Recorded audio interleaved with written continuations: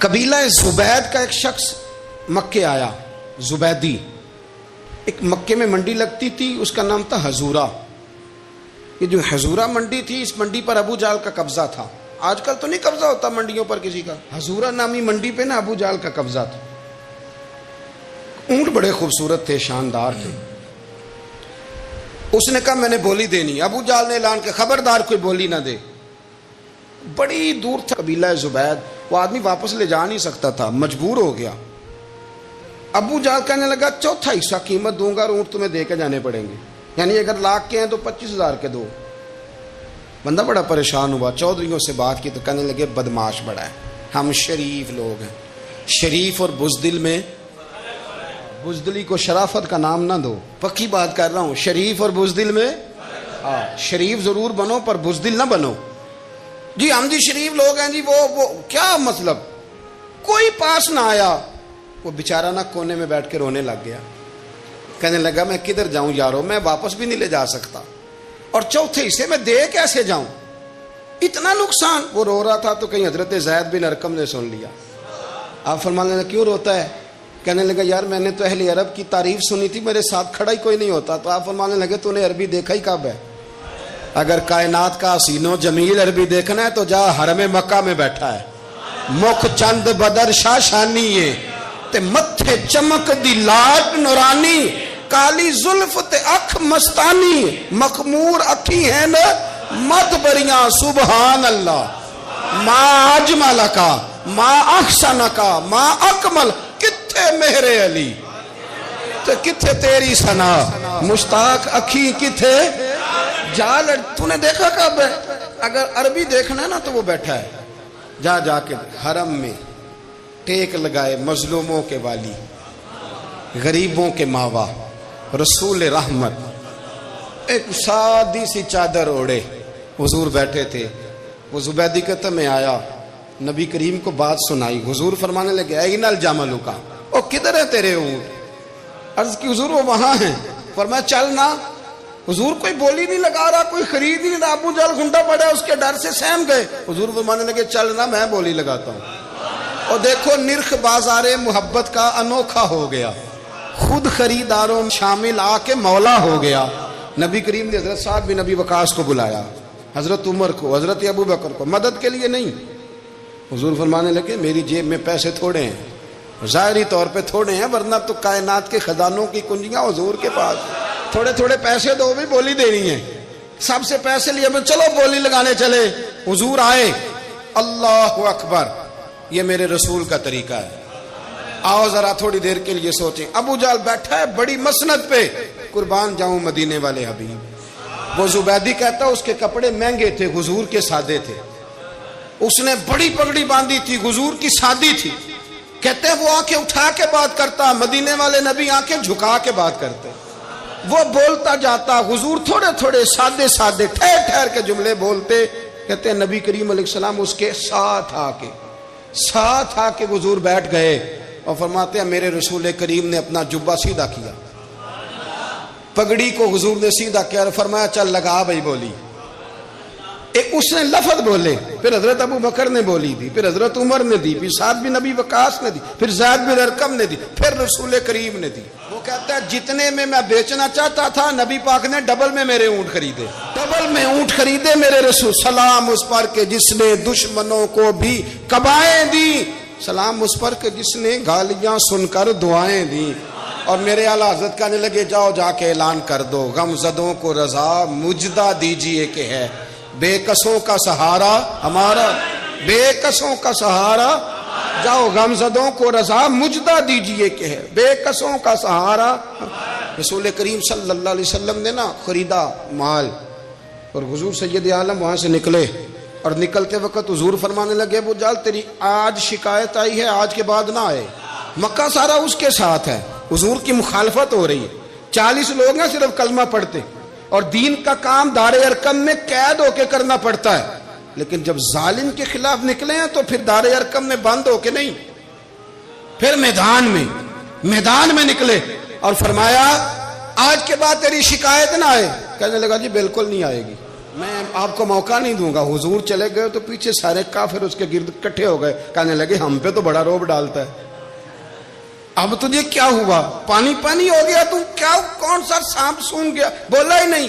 کہنے لگا مجھے لات و منات کی قسم, جب مصطفیٰ کریم میرے پاس آئے تو ان کے ساتھ ایسی ایسی طاقتیں تھیں, نیزے تھے, برچیاں تھیں, بھالے تھے, مجھے لگتا تھا میں نے سی کی تو میرے ٹکڑے ٹکڑے کر دے. کہنے لگے جب پاگل ہو گیا, ان کے پاس تو چھڑی بھی کوئی نہیں تھی, وہ تو خالی ہاتھ ہیں, بکواس کرتا ہے, کچھ بھی نہیں تھا.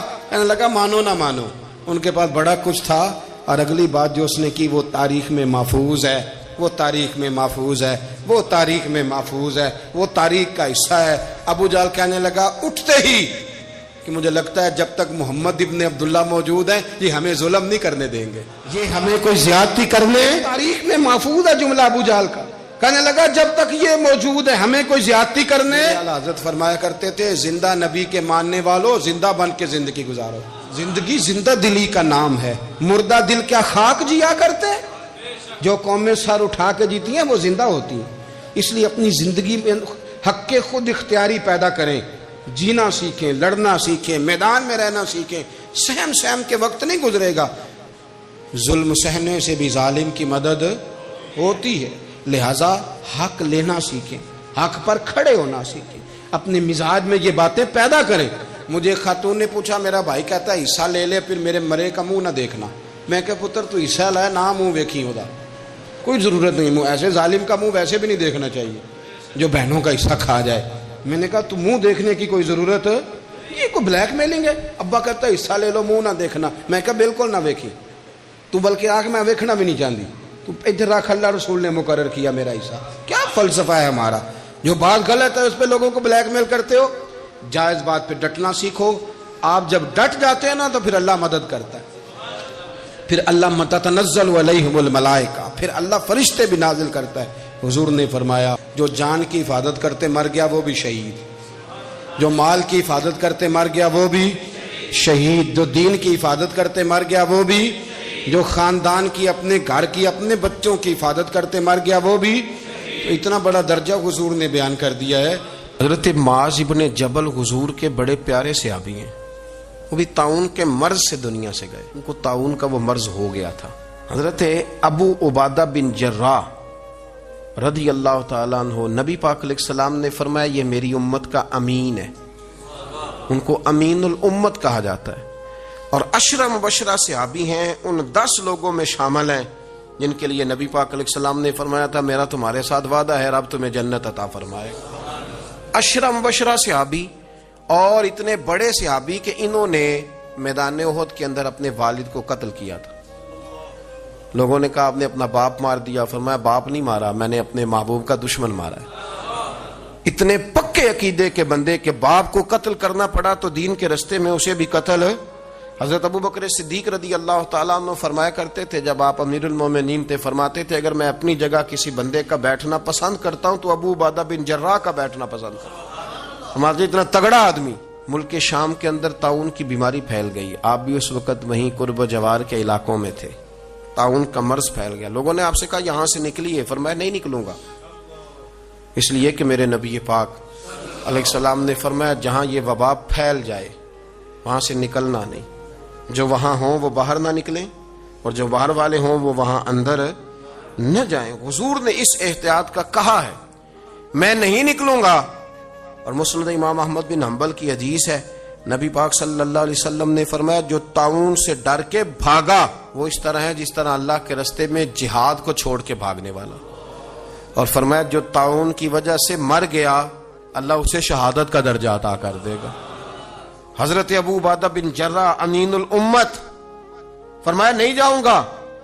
لوگوں نے کہا یہاں طاعون پھیل گیا ہے, تو فرمایا میرے رب کی قدرت ہے, اس کی حکمت ہے, اسے بھی تو پتہ ہے نا اس کا بندہ یہاں موجود ہے. پھیل گیا تو اس کی حکمت ہے, اس کی قدرت ہے.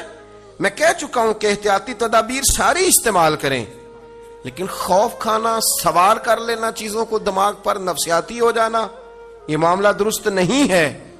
حضرت ابو عبادہ بن جراح مسجد میں نماز کے لیے جا رہے تھے تو رستے میں پھنسی نکلی اور مسجد میں پہنچنے سے پہلے پہلے وصال کر گئے. حضرت معاذ بن جبل جو بعد میں خود طاعون کی بیماری سے تشریف لے گئے, آپ نے ان کا جنازہ پڑھایا. امام نبوی فرمایا کرتے تھے میں جب بھی حضرت ابو عبیدہ بن جراح کی قبر پہ جاتا ہوں تو میرے دل پہ رعب طاری ہو جاتا ہے. ان کی قبر میں بھی اللہ نے رعب رکھا ہوا ہے. مرنے کے بعد بھی ان کی شان وصال کے بعد بھی بڑی بلند ہے. اللہ کریم نے وہاں برکتیں اور رحمتیں رکھی ہوئی ہیں. اسلام نے غیبت سے کیوں منع کیا ہے؟ غیبت کا معنی یہ نہیں ہے کہ کسی بندے میں کوئی عیب نہیں پایا جاتا تھا تو آپ نے وہ بیان کر دیا. یہ غیبت نہیں, یہ تو بہتان ہے. کسی میں کوئی عیب نہ پایا جائے تو وہ بیان کرنا وہ غیبت نہیں, وہ تو بہتان ہے. غیبت کی تفصیل یہ ہے, تشریح یہ ہے, غیبت کی تعریف یہ ہے کہ کسی میں کوئی عیب پایا جاتا تھا, آپ نے وہ اس کی غیر موجودگی میں ڈسکس کیا تو اس کا نام غیبت ہے. وہ عیب تھا, آپ سچ ہی بول رہے تھے, آپ ٹھیک کہہ رہے تھے, وہ عیب واقعی تھا, پر اسلام اس کو پسند نہیں کرتا. اسلام کہتا ہے کہ اگر تو سمجھتا تھا یہ عیب ہے تو جا کے اس کی تبلیغ کر, اس کو بتا, اس کو کہہ میاں یہ غلطی چھوڑ دے, تو نے ڈسکس کیوں کیا؟ آپ کسی شخص کے پاس بیٹھیں اور کسی دوسرے آدمی کی تعریف کریں, آپ کہیں کہ بڑا اچھا ہے, بڑا بامروت ہے, مہمان نواز ہے, با اخلاق ہے, وعدے کو وفا کرنے والا ہے, دیانت دار ہے, سچ بولتا ہے, آپ تعریفیں کریں. آپ کسی کے سامنے تعریف کریں گے نا تو بندہ کہے گا یار کسی دن ملاقات تو کرا, اور جب وہ ملے گا تو اس کی آنکھوں کے اندر ایک خاص کشش ہوگی, پیار ہوگا, ملنے کو جی چاہے گا, ایک خاص راحت ہوگی. یہ کب ہوگا؟ جب آپ نے کسی کی تعریف کر دی. لیکن اگر آپ کسی کی غیبت کریں گے, کسی کے بارے میں کہیں گے بڑا غلط ہے جی, لوٹ لیتا ہے جی, چور ہے جی, فاسق ہے جی, تو بندہ اگر کبھی مل بھی گیا تو اس سے سلام لینے کو دل, ہم نے پتہ کیا کیا, تیزی سے فروغ پایا ہے ہمارے ہاں نفرت کا ماحول. آپ کھول لیں, کوئی یوٹیوب کھول لیں, کوئی ایسا چینل کھول لیں, بس لڑائی ہے, فلانا فلانے سے لڑ رہا ہے, فلانا. مذہبی لوگوں کی میں منت کرتا ہوں کہ خدا را دین کو اس طرح کا ماحول تو نہ آپ دیں کہ لوگ کہیں کہ ان میں کوئی شے طے ہی نہیں, فلانا فلانے کا جواب دے رہا ہے, فلانا فلانے کا, اور بازاری زبان استعمال کی جا رہی ہے. اور ٹھیک ہے, مسلمات جو طے تھے لوگوں نے تو ان کو بھی چھیڑنا شروع کر دیا, اور تضحیق کی جاتی ہے, لفظ اس طرح کے اختیار کیے جاتے ہیں جو ویسے ہی وزادار آدمی بولنا پسند نہیں کرتے. کیا آپ اپنی شکل دکھا رہے ہیں کفر کو کہ یہاں نفرت ہی نفرت ہے, اور وہ باتیں جن کو بالکل چھیڑنا نہیں چاہیے تھا ان پر بھی آپ کلام کرتے ہیں. آپ نے کوئی چیز نہیں چھوڑی, اس پر آپ نے بحث نہ کی ہو, الجھایا نہ ہو, میلہ لگا دیا, اللہ جانے کوئی کیا بول رہا ہے. دعوت دین کون دے گا, پیغام حق کون سنائے گا؟